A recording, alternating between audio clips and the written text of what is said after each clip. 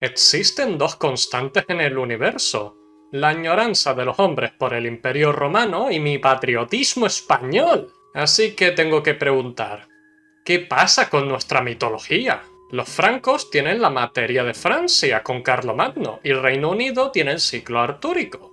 Grecia tiene los grandes mitos clásicos y Europa tiene historias celtas y paganas por doquier. Así que, ¿por qué parece que no sabemos nada acerca de la mitología de España? ¿Siquiera tenemos mitología?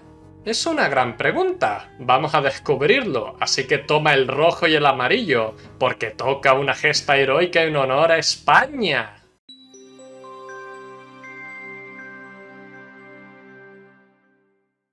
A pesar de que al principio del vídeo he insinuado que España parece que no tiene mitología, la realidad es más complicada. Cada comunidad autóctona tiene su propia leyenda y mito que contar, que solo está presente en dicha región. No es lo mismo los mitos de las Canarias con San Borondón a los presentes en Cataluña, Andalucía, Castilla o Asturias. Podría hablar de muchas de estas historias, de pequeños fragmentos y piezas del folclore español para construir un mosaico de la península ibérica, pero en su lugar voy a contar una historia. La historia que decido traer en esta ocasión es la de los milesianos. He intentado hilar una narrativa coherente y cronológica a su presencia en los mitos de los que son originarios, así que déjame hablarte del Lebor Gabala Eren, o su nombre traducido, el libro de las invasiones de Irlanda. Esta obra pseudohistórica intentó plantear un origen común y mistificado a los irlandeses, otorgándonos una de las mejores representaciones de leyendas españolas fuera de la península, porque al parecer hasta los extranjeros en aquella época tenían mejor visión de nosotros que el pueblo español. Sin embargo, contrario a lo que su nombre indica, nuestra historia no empieza en Irlanda o Iberia, ni tan siquiera empieza en Europa. La historia de los milesianos empieza con un hombre, Breogán, quien fue uno de los eruditos presentes durante la edificación de la Torre de Babel en el lejano oriente. Los habitantes de aquel entonces, soberbios y arrogantes, intentaron construir una torre capaz de tocar los cimientos de los cielos, y la deidad dominante no quería a nadie ensuciando el horizonte, así que confundió las lenguas, impidiendo que la gente pudiera entenderse entre sí e imposibilitando que se coordinaran para acabar el proyecto. Breogán, uno de estos afectados, tomó a sus 100 discípulos y partió por la costa del Mediterráneo, llegando hasta la península ibérica, donde en su norte fundó la ciudad de Brigantia. Se estipula que Brigantia reside en La Coruña, en Galicia. Lo que Breogán encontró en la península ibérica fueron diferentes tribus paganas que adoraban a dioses que exigían sacrificios humanos. No dispuesto a que su gente cayera víctima de estas prácticas, luchó contra las diferentes tribus celtíberas y cuando los propios dioses vinieron a cobrar tributo humano, Breogán impuso una ley que ni los dioses estaban por encima de la autoridad del rey, ganándose el desprecio de todo lo divino. No conforme con esto, decidió construir su propia Torre de Babel, porque este hombre sigue la filosofía de que si quieres algo bien hecho, lo tienes que hacer tú mismo. No solo lo consiguió, sino que es de creencia de la mitología que la actual Torre de Hércules en Galicia es esta misma torre. Adicionalmente, se decía que esta estructura era tan alta que desde su cima podías ver Irlanda. ¿Y la razón por la que esta vez no hubo intervención divina para detenerle? Probablemente porque Iberia estaba fuera de la jurisdicción de la deidad babilónica. O simplemente Breogán había acumulado tanta infamia que ningún dios se quería acercar a su familia. Hablando de su familia, Breogán tuvo 2 hijos, uno de ellos llamado It, que se volverá relevante más adelante, y otro llamado Vile, quien en esta historia recibe el premio al personaje más irrelevante tras la cristianización de la misma. Antes de que historiadores cristianos se impusieran la tarea de justificar la existencia de todas estas entidades paganas, dioses y hadas, Vile en la mitología era considerado un dios. Puede que incluso un dios de la muerte, pero en el Lebor Gabala Eren, su único logro es ser padre de nuestro siguiente protagonista. Milesius, también conocido como Milesius Galam, es nuestro siguiente milesiano en el árbol genealógico, siendo hijo de Vile y nieto de Breogán. Hablando en claro, Milesius es la versión española de Aquiles, un protagonista de shonen antes del shonen. En lugar de permanecer en Brigantia y gobernar tras su padre, nuestro protagonista decide embarcarse en una aventura, pues se dice que escuchó que la tierra de sus ancestros estaba siendo amenazada, y presto puso rumbo hacia ella. Se desconoce si Breogán le habló de este hecho o cómo Milesius lo descubrió, pero eso no evitó que se embarcara viaje a Escitia. Sí, has escuchado bien. La tierra de sus ancestros era Escitia. ¿Y cómo pretendía llegar hasta allí por su propia cuenta? La aventura que continúa solo puede ser descrita como una partida de Mount and Blade. Sin más que lo que llevaba encima y una espada a su nombre, Milesius viajó por toda Europa ofreciendo sus servicios como mercenario allí donde lo necesitaran, y demostró ser extremadamente competente en el arte de la guerra, porque siempre encontraba trabajo, un nuevo señor al que servir o una tribu con la que colaborar. Torneos, asaltos, saqueos, escoltar caravanas, ningún trabajo era demasiado para Milesius. Tales fueron sus hazañas que antes de llegar al final de su viaje, Milesius adquirió un título por el que se le conoció el resto de su vida: Milespaine, el soldado de Hispania. Y eso es todo lo que necesitas saber para entender lo mala idea que es oponerlo en batalla. Y esto es solo su juventud. Eventualmente, nuestro héroe llega a Escitia, donde inmediatamente toma el control de los ejércitos locales, volviéndose su comandante para repeler al peligro no descrito que estaba amenazando la tierra de sus ancestros. Y este linaje misterioso al que he hecho referencia se trata ni más ni menos que de Jafet, uno de los hijos de Noé. Entonces, ahora que su misión ha sido cumplida, ¿qué le quedaba a Milesius? Al parecer la respuesta es otro continente que explorar, porque en lugar de darse media vuelta y volver a casa, decidió viajar a África y asentarse en Egipto. Es durante su travesía por África que se cuenta la historia de cómo un día 3 leones intentaron atacar a Milesius, y este acabó con los 3.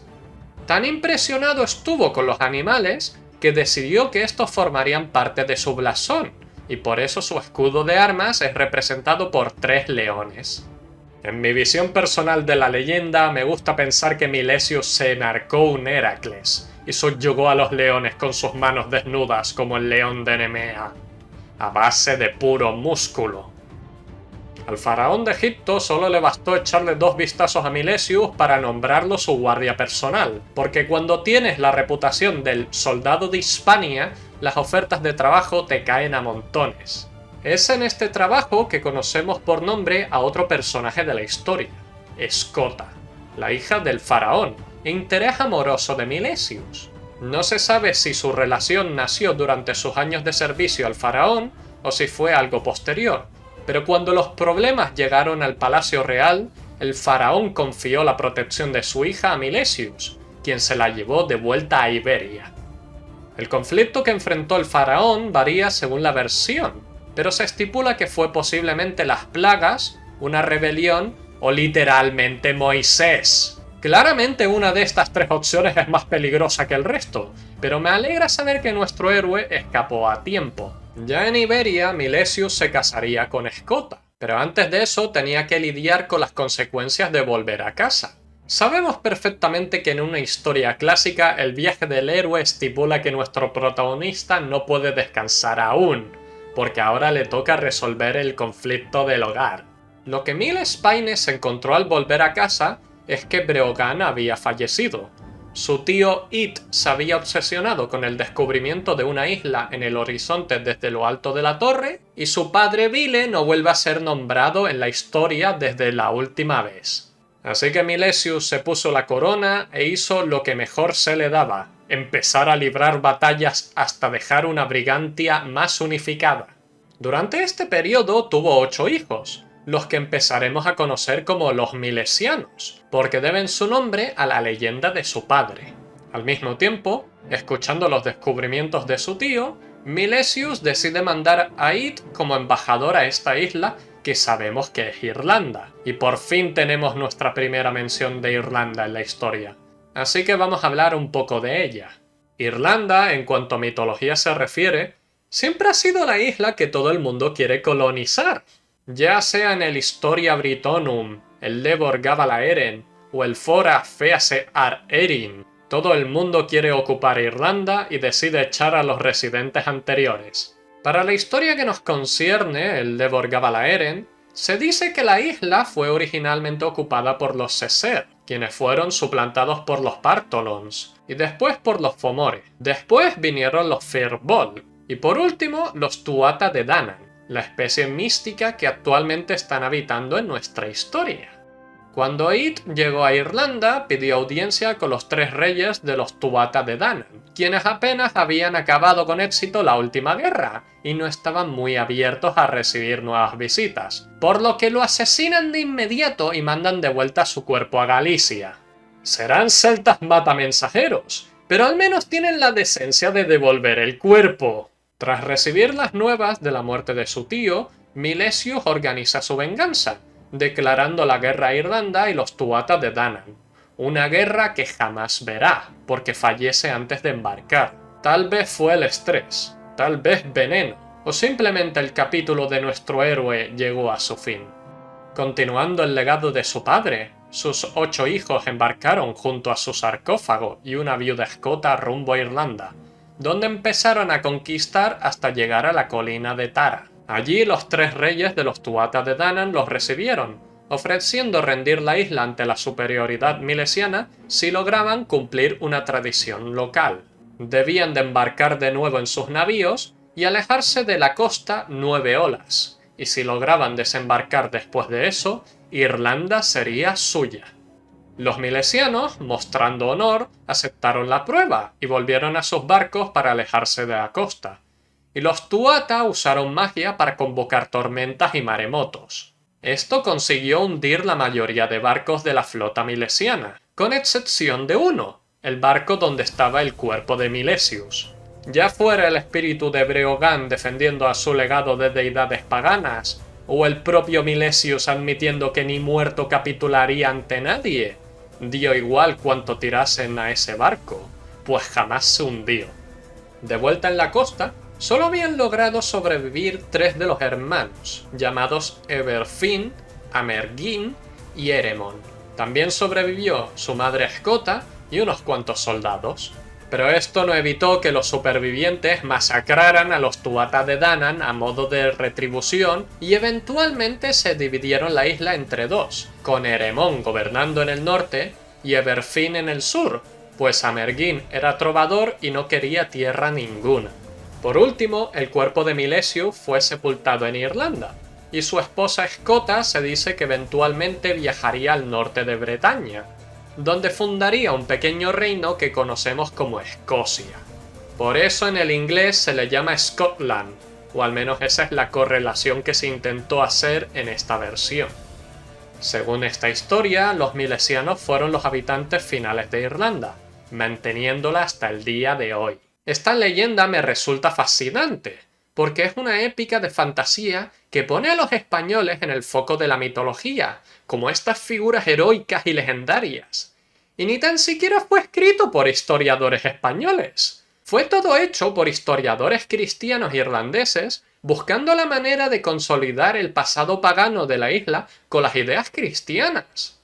Aún así, me gusta apreciar esta visión que tienen otras culturas y mitologías de nosotros, porque a veces nos dejamos llevar por este sentimiento de derrotismo y de que España jamás vivirá a la sombra de su legado. Me gustaría que más gente apreciara nuestra cultura, nuestras leyendas y nuestra tradición. Por eso es importante que si te ha gustado el vídeo, te suscribas, le des a me gusta y lo compartas. Te lo agradeceré de corazón. Con esto dicho, espero que os haya gustado el vídeo. Hacía tiempo que no abordaba la mitología y siempre me encanta tener una oportunidad de hablar de mi España. Especiales agradecimientos a los caballeros que han votado por este tema, y cuyos nombres están ahora en pantalla. Si tú también quieres convertirte en caballero y tener potestad para votar por los temas de los que hablaré a continuación, así como beneficios especiales y una aparición en los créditos de mis vídeos, tienes las opciones de miembros del canal o mi Patreon.